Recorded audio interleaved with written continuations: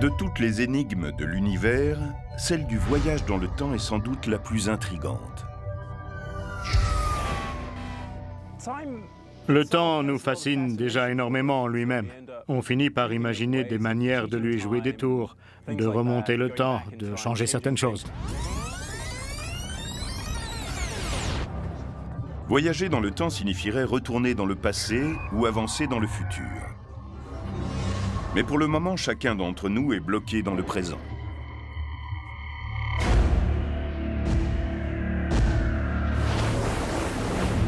Pourtant, la science nous offre une possibilité de relâcher cette emprise que le temps a sur nous.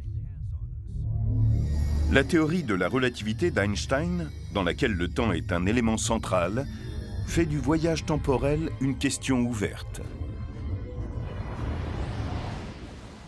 La théorie sur le temps la plus intéressante, c'est-à-dire celle de la relativité, n'exclut pas entièrement le voyage dans le temps. Sans doute ne comprenons-nous pas certaines choses qui permettraient de l'améliorer, mais on peut construire à partir de là des scénarios qui nous permettraient de remonter le temps. Il nous semble improbable de voyager dans le temps car celui-ci ne va que vers l'avant. Les physiciens appellent cela la flèche du temps. La flèche du temps décrit le fait que le temps nous semble s'écouler toujours dans la même direction, du passé vers le futur. On se souvient du passé, on ne se souvient pas du futur. On peut susciter des événements dans le futur, mais on ne peut pas dans le passé. Si l'on enregistre un événement de notre vie quotidienne, comme mélanger du lait au café, et que l'on repasse ce film à l'envers, c'est tout à fait évident. Le lait se mélange au café, il ne se démélange pas. Voilà ce qu'est la flèche du temps. Selon la théorie de la flèche du temps, le temps est une rue à sens unique où les événements sont irréversibles. Nous le savons car nous en avons l'expérience quotidienne. Au billard, lorsqu'on fait une casse, on ne s'attend pas à ce que les boules se réalignent seules. On peut brouiller des œufs, mais on ne peut pas les débrouiller. La raison pour laquelle le temps se déroule dans un seul sens procède d'une loi fondamentale de la physique, selon laquelle toute chose dans l'univers passe de l'ordre au désordre. Tandis que l'univers vieillit, nous allons du passé vers le futur. On peut résumer toutes les différences entre le passé et le futur en disant que l'univers est en déclin. Il passe d'un état ordonné, bien rangé, à un état désordonné, en vrac. Si vous avez une assiette qui a été assemblée comme il faut et qu'elle se casse, elle se retrouve en petits morceaux épars, sans ordre. Et quand on essaie de la restaurer en recollant les morceaux, nos gestes vont libérer assez d'énergie dans l'environnement pour créer plus de désordre encore dans l'univers, conçu comme un tout.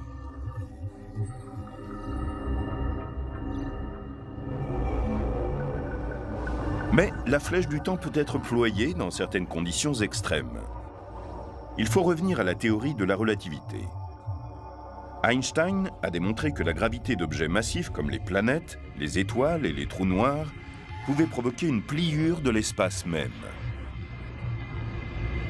Plus incroyable encore, il a démontré que le temps et l'espace étaient en fait reliés en un même élément qu'il appelle l'espace-temps. Cela signifie que quelle que soit la déformation de l'espace, elle va s'appliquer également au temps. Et rien dans l'univers ne peut tordre davantage l'espace-temps que la force gravitationnelle d'un trou noir. Imaginons un champ gravitationnel tellement puissant que l'espace et le temps se retournent sur eux-mêmes, et donc que l'on puisse partir d'un point, remonter dans le temps et revenir au point de départ. Lorsque la flèche du temps se courbe pour rencontrer son extrémité, il se crée une boucle sans fin dans laquelle les mêmes événements vont se produire indéfiniment. Donc, si le temps se courbe sur lui-même, l'univers va se répéter encore et encore. Chaque moment se reproduira un nombre de fois infini. Une boucle sans fin serait assez frustrante pour qui que ce soit. Mais supposons qu'un voyageur spatio-temporel puisse atterrir dans le passé en évitant cette constante répétition. Dans ce cas, d'autres obstacles se présentent. Les plus troublants sont les incohérences ou les paradoxes qui surgissent quand on commence à se plonger dans le passé. Un célèbre exemple d'incohérence lié au voyage dans le temps est ce que l'on appelle le paradoxe du grand-père, lorsque quelqu'un remonte jusqu'à l'époque où vivait son grand-père. Imaginez que je remonte le temps grâce à une machine et que je rencontre mon grand-père en 1937. Il est sur le point de se rendre à un rendez-vous arrangé avec ma grand-mère. Ils ne se sont encore jamais rencontrés. Et si je le convainquais de ne pas aller à ce rendez-vous? Il adore les courses de chevaux. Je lui rappelle qu'un crack, Seabiscuit, va courir au même moment sur l'hippodrome de Santa Anita Park. Nous y allons ensemble. Il ne rencontre donc pas ma grand-mère. Alors, que vais-je devenir? Comment est-il possible que je sois né, que j'ai pu remonter le temps, le rencontrer et empêcher ma naissance? Voici un exemple d'incohérence. C'est une boucle dans le temps qui est insensée.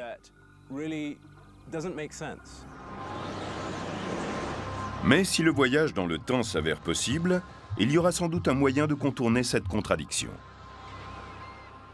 Ce dont les physiciens sont à peu près certains, c'est que finalement l'univers fait toujours sens. Dans le domaine physique, dans la science en général, la cohérence, l'autocohérence, le sens commun si vous voulez, est un principe fondamental.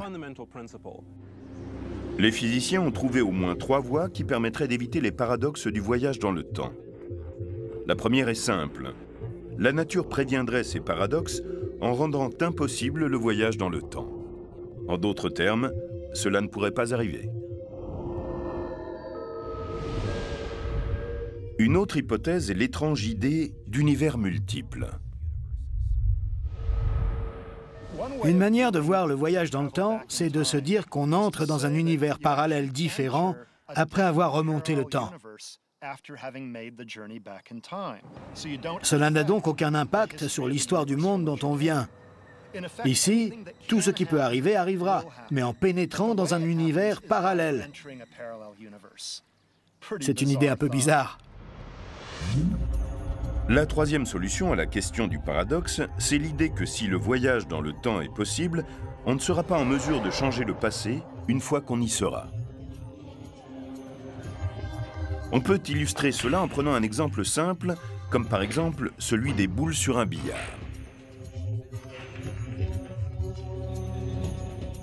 Voyons ce billard comme une machine à remonter le temps. Quand une boule entre dans un des trous, c'est comme si elle voyageait dans un trou de verre.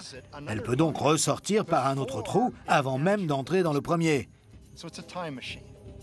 Il s'agit alors d'une machine à remonter le temps.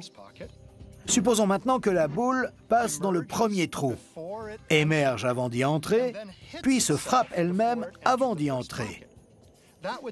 Elle détournerait sa propre trajectoire, s'empêcherait de rentrer dans le trou et par là même de ressortir par l'autre trou.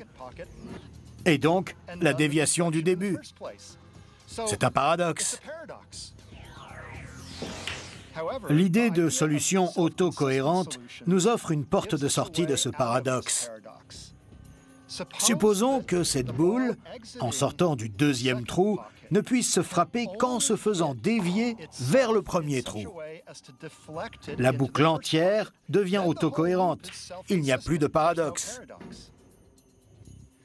On pense que la nature se débrouille toujours pour choisir des solutions qui mènent à une autocohérence. En d'autres mots, on aura toujours une solution qui évitera le paradoxe.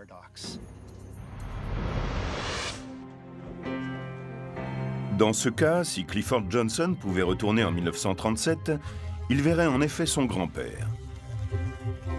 Mais en dépit de ses efforts, rien ne pourrait empêcher son grand-père, d'une manière ou d'une autre, de rencontrer sa grand-mère et permettre ainsi à Clifford de venir au monde.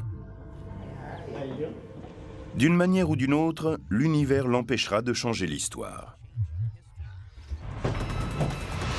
Mais il est inutile de s'inquiéter des paradoxes quand on emprunte la flèche du temps vers le futur. Quand on voyage vers le futur, c'est extrêmement simple. Toutes les minutes, on avance d'une minute dans le temps. Pour changer notre façon de progresser dans le temps, les uns par rapport aux autres, on peut se déplacer à des vitesses différentes les uns des autres.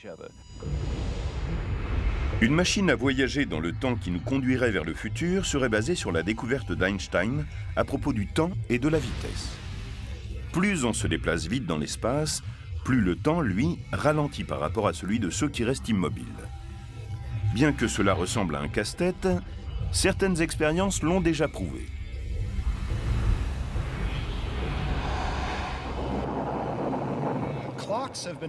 On a placé des horloges dans des avions extrêmement rapides et des fusées qui ont parcouru une certaine distance à très grande vitesse. À la fin du vol, quand on a relevé les horloges atomiques, on s'est aperçu qu'elles étaient un peu en retard sur celles qui étaient restées tranquillement à terre. On appelle ce phénomène la dilatation temporelle, et cela peut nous servir pour voyager dans le futur, ce qui a déjà été fait. Le cosmonaute russe Sergueï Krikalev a passé plus de 803 jours en orbite à une vitesse de 30 000 km/h, ce qui fait de lui le champion du voyage dans le temps. C'est difficile à imaginer quand on le regarde. Ce qui s'est passé, c'est que le temps a défilé pour lui plus lentement que sur Terre, d'un 50e par seconde.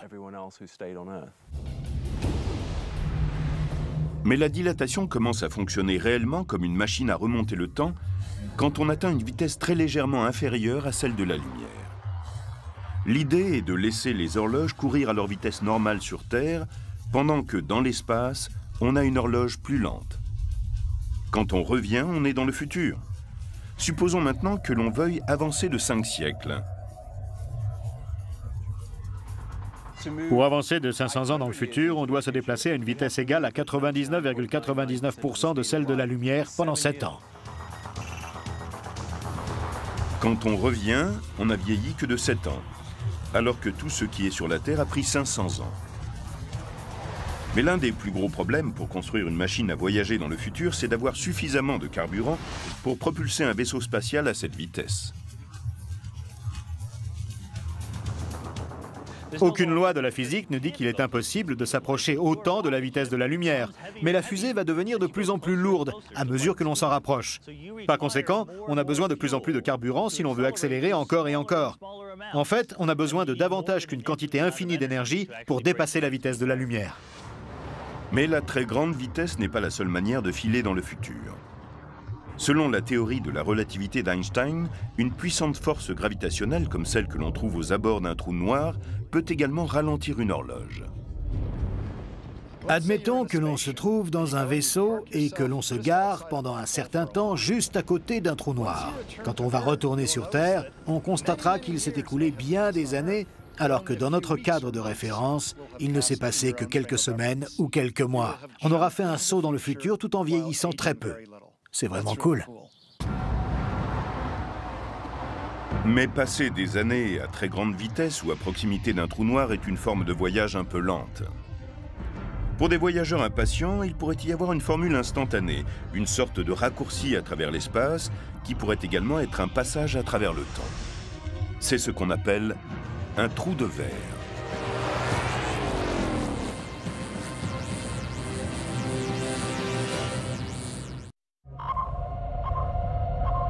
Nous avons encore un long chemin à faire avant de maîtriser le voyage dans le temps. Il nous faudra passer par des théories bizarres et des technologies incroyablement complexes avant de fabriquer un jour des vaisseaux pour voyager dans le temps.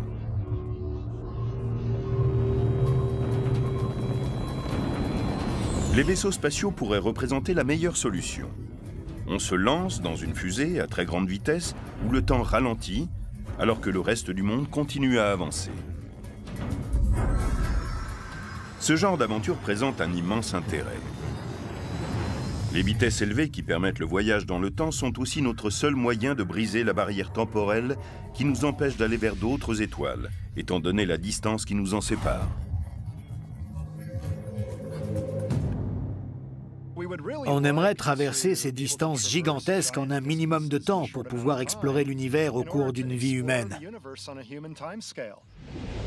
Même les étoiles les plus proches de la Terre semblent inaccessibles tant elles sont éloignées. La plus proche est Alpha du Centaure. Mais elle se trouve malgré tout à 4,3 années-lumière, c'est-à-dire 40 000 milliards de kilomètres, 100 millions de fois plus loin que la Lune.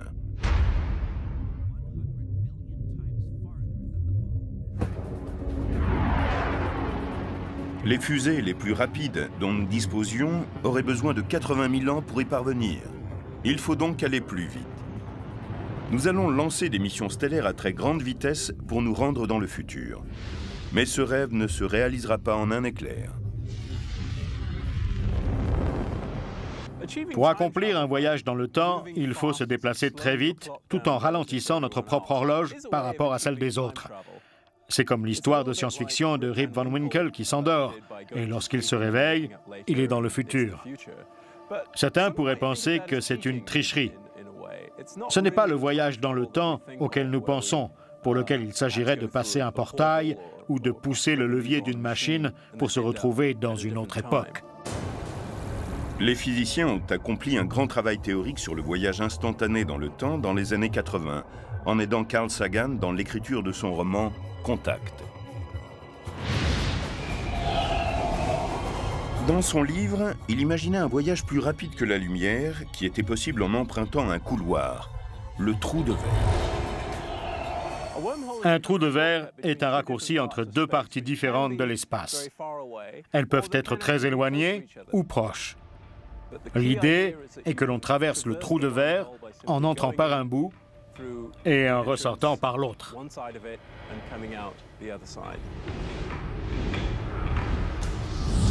Dans le roman Contact, comme dans bien d'autres scénarios de science-fiction, les trous de verre sont utilisés comme des tunnels qui permettent de parcourir de très longues distances et d'aller vers d'autres étoiles. Mais un trou de verre avec des ouvertures proches entre elles est un bien meilleur point de départ pour une machine à voyager dans le temps. Imaginez qu'il y ait un trou de verre à côté de moi. Si j'y mets mon bras, comme ceci, il va ressortir là-bas. Un trou de verre est un outil formidable pour construire une machine à voyager dans le temps. Un trou de verre pour voyager dans le temps utiliserait la même astuce que Rip Van Winkle dans son vaisseau spatial super rapide. La vitesse très élevée ralentit votre horloge, tandis que le reste du monde continue à avancer à son rythme. Cela marche parce que les deux extrémités du trou de verre sont à la même date et à la même heure, quoi qu'il se passe. On peut prendre l'une des extrémités du trou de verre, la mettre dans une fusée par exemple, et l'envoyer dans l'espace à très grande vitesse et la faire revenir. Ce qui se passe, c'est que quand elle revient, elle est dans le futur. Un trou de verre qui s'ouvrirait en 2010 pourrait se terminer en revenant sur Terre en 2510, car son horloge avancerait si lentement que l'on vieillirait très peu pendant que le reste du monde aurait vieilli de 5 siècles.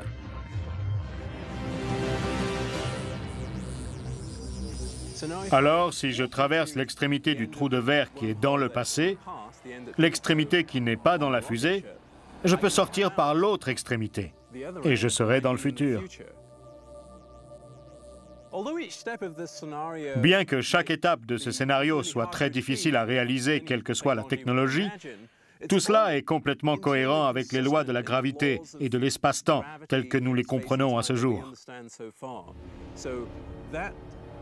Ce trou de verre est, disons, une résolution cohérente des équations de l'espace-temps. Le trou de verre pourrait également fonctionner dans l'autre sens et permettre théoriquement de voyager depuis le futur vers le passé, d'où l'on est parti.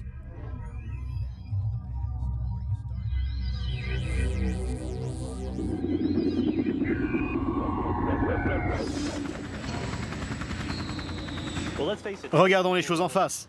La plupart des gens sont intéressés par l'idée de retourner en arrière, car ils veulent réparer les erreurs du passé. Mais il est déjà possible, en utilisant les lois de la physique, de voir ce à quoi ressemblerait un voyage dans le passé. Nous réfléchissons à des machines à voyager dans le temps, mais nous pourrons peut-être nous déplacer grâce aux trous de verre d'origine naturelle.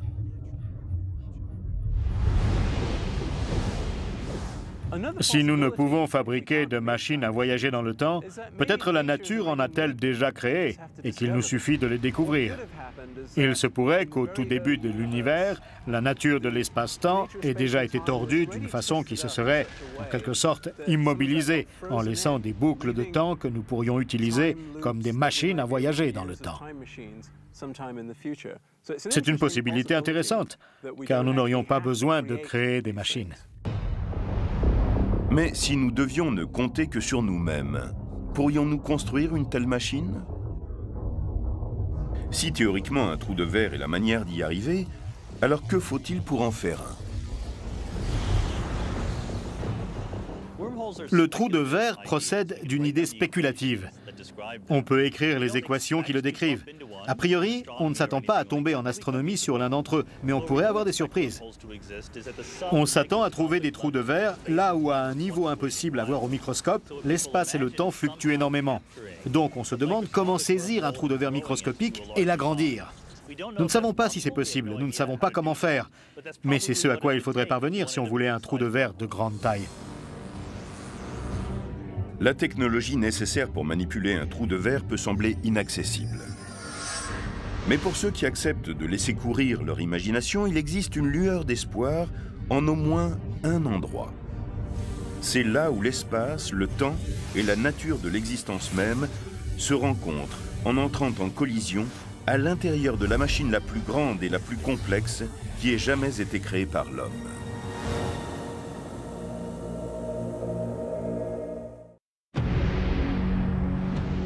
Où l'univers cache-t-il les secrets qui pourraient nous dire comment voyager dans le temps? Cette recherche nous a conduit vers le monde des trous de verre et la possibilité qu'ils offrent de voyager dans le temps. Aujourd'hui, nous sommes à la recherche d'une technologie qui permettrait le voyage dans le temps et dans l'espace, les deux faces d'une même pièce.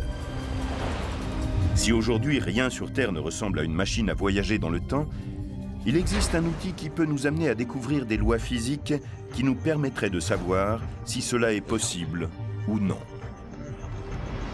Il explore l'univers, non au niveau du cosmos et des galaxies, mais du point de vue de la physique quantique, qui étudie des particules 1 million de fois plus petites que le plus petit des atomes. Ce nouvel outil qui explore les limites de la physique est le Grand Collisionneur de Hadron. Le Grand Collisionneur de Hadron est l'outil le plus important et le plus compliqué que l'humanité ait jamais créé. Son rôle est de nous permettre d'étudier les limites de la physique des particules. Il accélère des protons dans deux directions autour d'un anneau. Il les accélère presque jusqu'à la vitesse de la lumière, puis les fait entrer en collision. Le collisionneur est devenu opérationnel en novembre 2009. Les spécialistes l'ont alors fait monter en puissance. L'énergie impliquée dans ces collisions a été quasiment décuplée en mars 2010 et elle sera encore doublée après 2013. Les théories actuelles de l'espace, du temps, de la gravité et de la physique quantique sont encore incomplètes. Des outils comme le Grand Collisionneur de Hadron vont nous aider à trouver les pièces manquantes du puzzle.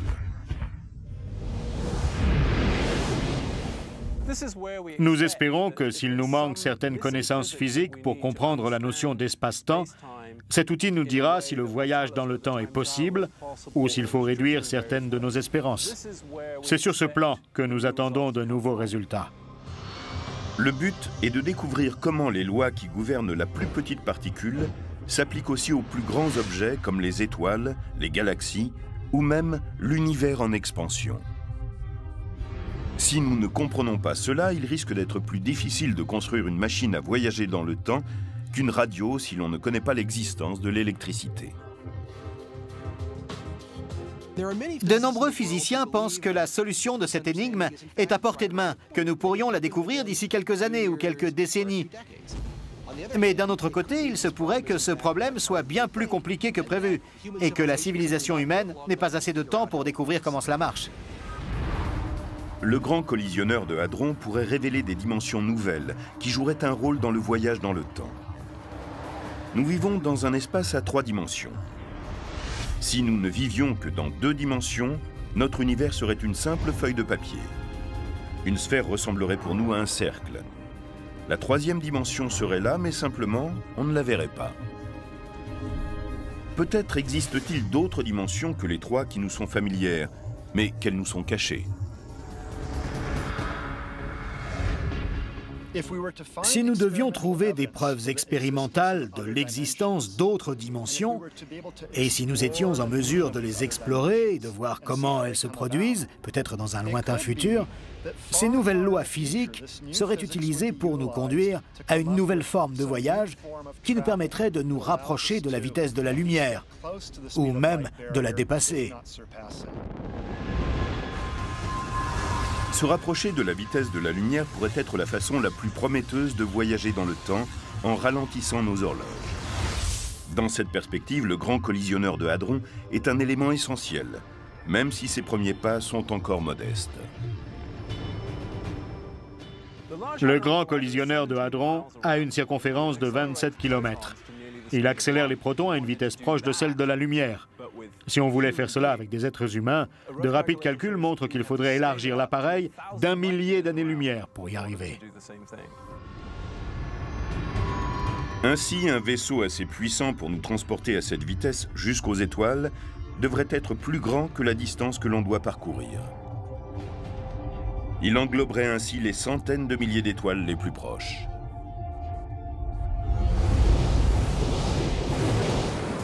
Sur Terre, la physique de la vitesse de la lumière rejoint la culture du surf sur la plage de Malibu, en Californie. Richard Obousy est l'un des rares physiciens à avoir travaillé sur le concept de warp drive, moteur de distorsion plus rapide que la lumière. C'est un système de propulsion impliquant un repli de l'espace sur lui-même. Il dit qu'un warp ship, un vaisseau propulsé par une déformation de l'espace-temps, chevauche une ondulation d'espace pliée, un peu comme un surfeur glisse sur une vague d'eau.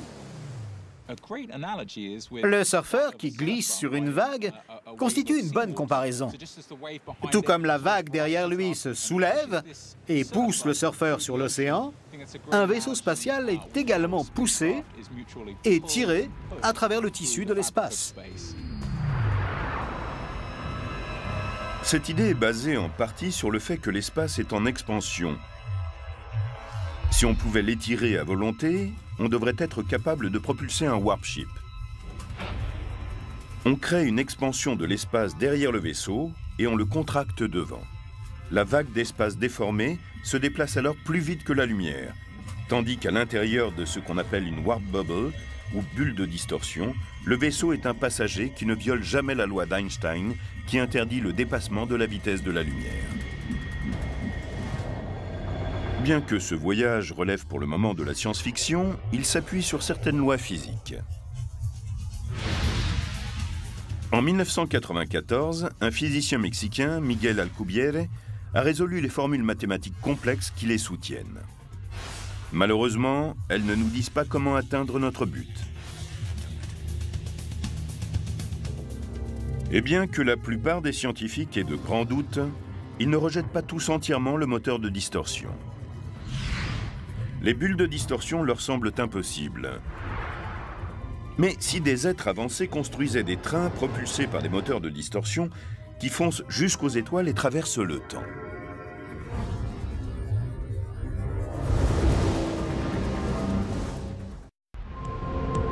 En cherchant à percer le secret du voyage dans le temps, on rencontre inévitablement le moteur de distorsion ou d'autres techniques pour se déplacer plus vite que la lumière.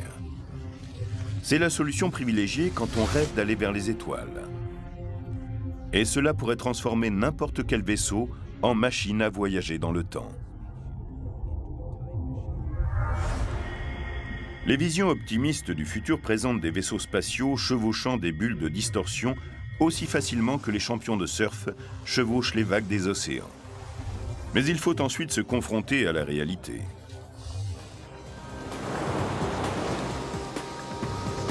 Si le surf nous permet de comprendre comment fonctionne un moteur à distorsion, il est clair quand on observe un surfeur débutant qu'un moteur à distorsion est difficile à réaliser.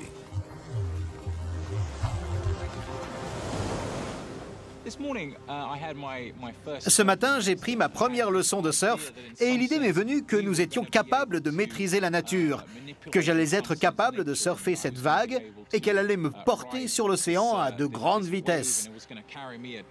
Mais la réalité, c'est que c'est l'océan qui a la main sur moi. Il était vraiment plus dur à contrôler que je l'avais prévu.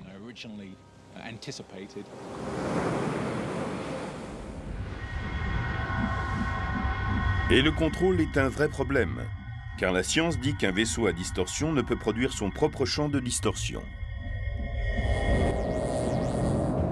L'un des problèmes régulièrement cités dans le cas du moteur à distorsion, c'est que le vaisseau pourrait être déconnecté par hasard de la bulle, c'est-à-dire qu'il pourrait ne plus trouver le moyen de communiquer avec la bulle et ne plus pouvoir en sortir. Mais que se passerait-il si le vaisseau n'avait pas à se soucier d'entrer ou de sortir de la bulle ? On pourrait imaginer qu'une civilisation avancée, ayant découvert de nouvelles lois physiques, disposerait d'une sorte de couloir ou d'escalier à distorsion. On déposerait un vaisseau dans le tube de distorsion préalablement apprêté et il pourrait surfer sur une vague jusqu'au bout. Ce serait comme un TGV qui filerait vers les étoiles. Ces wagons pourraient transporter les voyageurs plus vite que la lumière, mais celui qui l'inventerait aurait besoin de milliers d'années pour le construire et utiliserait plus d'énergie que tout ce qu'on peut imaginer.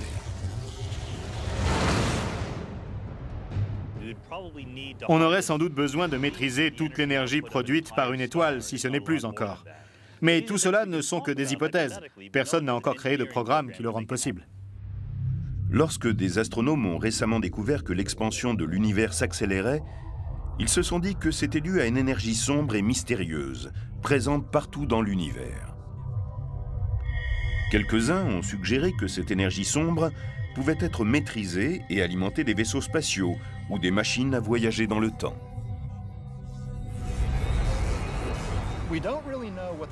On ne sait pas vraiment ce qu'est cette énergie sombre.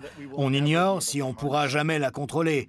Mais les modélisations les plus avancées suggèrent qu'il pourrait s'agir d'une propriété de l'espace en soi, immuable, ou d'une sorte de champ énergétique d'une densité tellement faible, dans laquelle il y a si peu d'unités de volume, qu'il serait tout simplement impossible d'en maîtriser des quantités intéressantes. En fin de compte, qu'il s'agisse de moteurs à distorsion, de trous de verre ou de machines à voyager dans le temps, la plupart des scientifiques les balaient d'un revers de main. Mais ont-ils vraiment raison ? On pense savoir beaucoup de choses à propos de l'univers, et c'est vrai. Mais il y a déjà eu des moments dans l'histoire de la physique où l'on s'est lourdement trompé en croyant déjà tout savoir.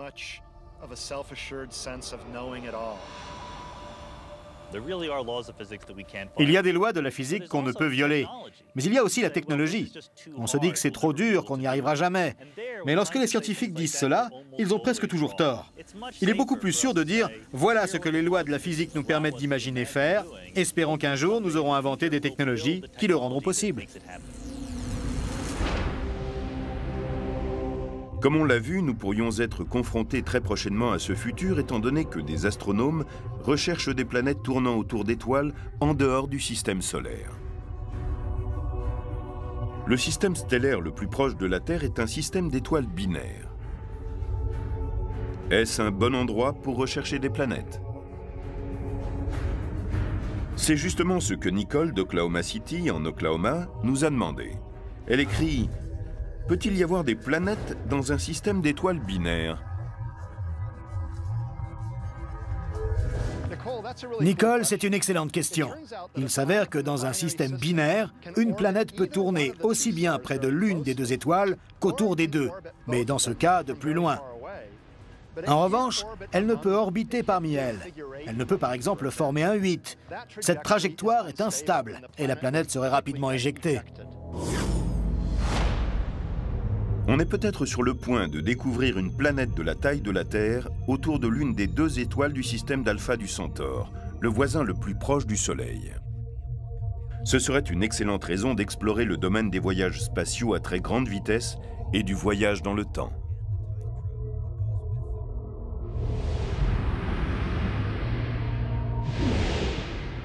Alpha du Centaure est un système stellaire très intéressant, car il semble possible, selon différentes simulations informatiques, qu'il s'y trouve des planètes de masse analogue à celle de la Terre, tournant autour des deux éléments de son système binaire. Alpha du Centaure A et B sont tellement éloignés que lorsqu'on les voit de la Terre, on dirait deux étoiles distinctes. Mais il s'agit en réalité d'un système binaire. Il y a un troisième élément dans Alpha du Centaure, c'est Proxima du Centaure, une naine rouge liée de façon assez lâche aux deux étoiles principales. Depuis une planète d'Alpha du Centaure A ou B, on ne peut voir Proxima dans le ciel nocturne, tant elle est pâle. Alpha du Centaure A et B tournent l'une autour de l'autre. À leur point le plus proche, elles sont encore environ 20% plus éloignées que Saturne l'est du Soleil. Au plus loin, elles sont environ 20% plus éloignées que Neptune du Soleil. Chacune possède autour d'elle une zone habitable, semblable à celle du Soleil. Il pourrait s'y trouver des planètes susceptibles d'abriter des formes de vie, ce qui est le rêve de tout astronome. Il serait passionnant au cours d'une vie de voyager vers les étoiles les plus proches comme Alpha du Centaure. L'un des grands objectifs de la science est de trouver d'autres formes de vie ailleurs dans l'univers. Quel meilleur endroit pour cela, en dehors de notre système solaire, que l'étoile la plus proche de la Terre?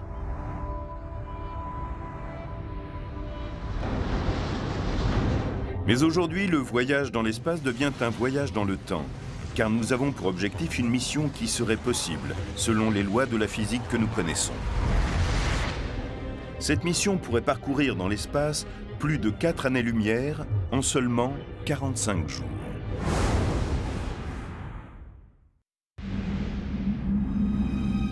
Notre quête pour percer le mystère du temps nous mène de nouveau vers Alpha du Centaure, le système le plus proche du Soleil.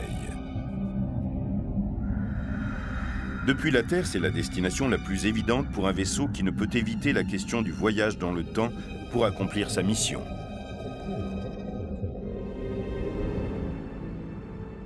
Nous n'avons aucune idée du type de technologie qui pourrait nous emmener vers Alpha du Centaure et nous ramener sur Terre. On peut aussi être optimiste et dire qu'il suffit de se déplacer à 99,99% de la vitesse de la lumière sur le trajet aller comme retour. Le vaisseau semble étonnamment petit pour effectuer un si long voyage. Comment peut-il contenir tout ce dont a besoin un équipage sur une telle durée? C'est que ce n'est pas seulement un vaisseau, mais aussi une machine à voyager dans le temps. Il faudrait environ 8,6 années car Alpha du Centaure est à 4,3 années-lumière d'ici. Mais pour les habitants du vaisseau, cela prendrait moins de 2 mois, 45 jours, car ils voyageraient à une vitesse proche de celle de la lumière. Les astronautes devraient aussi surmonter le problème de l'accélération, mortelle lorsqu'on atteint la vitesse de la lumière. Car si l'on accélérait plus doucement, on rallongerait d'autant la durée du voyage. Alpha du Centaure serait la destination privilégiée pour des habitants de la Terre qui voudraient se lancer dans un voyage stellaire. Ce n'est pas par hasard si James Cameron l'a choisi pour représenter sa lune de fiction, Pandora, dans le film Avatar.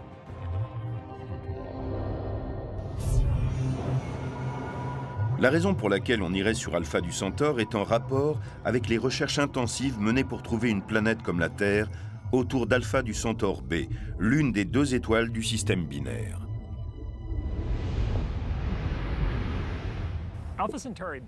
Alpha du Centaure B s'est révélé être l'étoile idéale autour de laquelle on pourrait trouver des planètes de faible masse comme la Terre.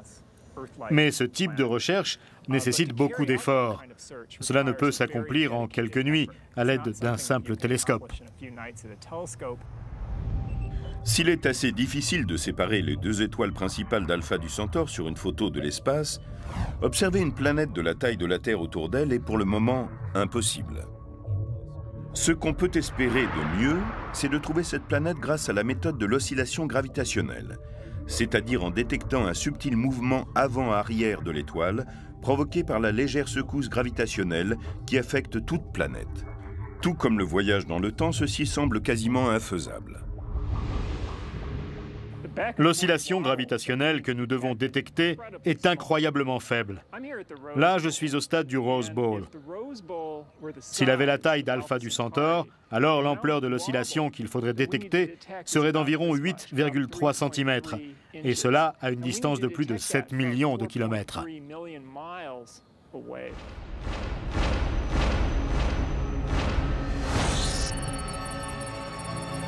Alpha du Centaure B est légèrement plus petite que A.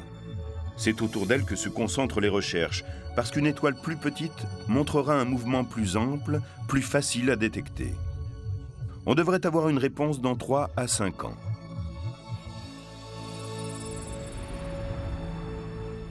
Si l'on découvrait une planète de la masse de la Terre, tournant autour de l'étoile qui en est la plus proche, il serait passionnant de construire un grand télescope pour tenter de l'observer, ou dans un lointain avenir, de concevoir une mission qui pourrait s'y rendre.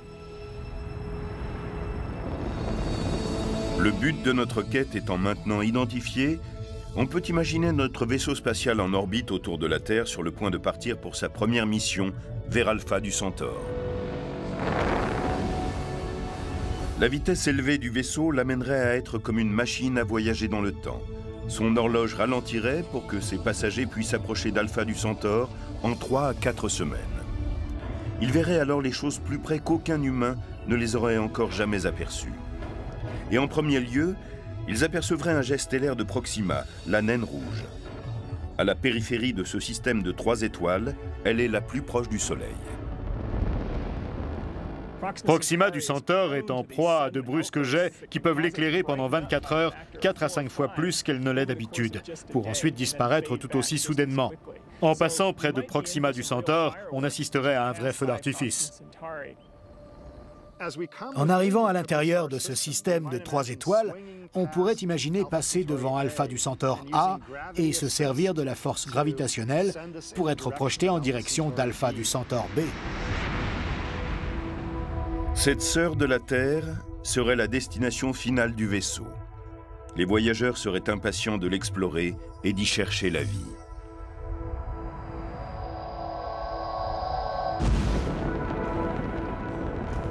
Le voyage n'aura duré que quelques mois pour les voyageurs. Mais la vitesse extrême aura tellement ralenti leurs horloges qu'à leur retour, il se sera écoulé sur Terre près d'une décennie.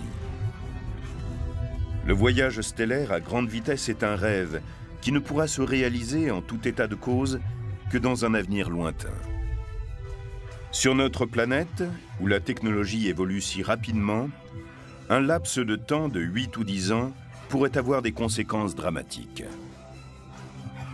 Toutefois, le voyage dans le temps pourrait devenir une routine pour la prochaine génération de voyageurs spatiaux qui nous conduiront encore plus loin dans l'exploration de l'univers.